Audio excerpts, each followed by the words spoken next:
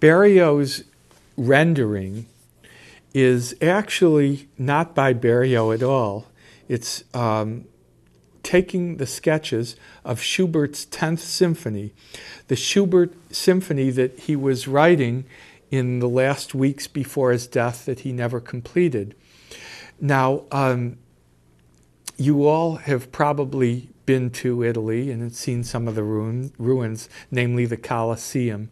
And you know how to allow it to stand today. They've just taken cement and filled it in the general contour of the way they know it probably looked. And Berio did the exact same thing, taking these Schubert sketches that were not put into final form, were not orchestrated, and were not really even thoroughly edited by Schubert. But Berio found some kind of form for them and took a little bit of noise, avant-garde music, and filled in the holes with some of his 20th century modern music in between the portions of the Schubert sketches, the same way they took the cement, which wasn't original and isn't the same color deliberately, so you would be able to see what was done in our own times to support an ancient structure. So this is very conceptual musical.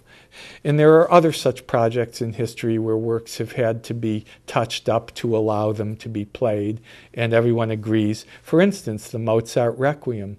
Many of the sections are completed by Süssmayr, Mozart's student, and they're done in a Mozartian fashion. It's not to be thought of as anyone else. So it's one of the most interesting musical projects. You can certainly tell where Schubert ends and where Berio begins. And Berio did something else too. Schubert was sketching some other works, some religious songs, and on the back of one of the sketches for the 10th, since they say he didn't have enough money to buy new music paper. I don't know if that's the reason or not, but if he were ill, he wouldn't have wanted to get up and get a new sheet while he was working on the 10th.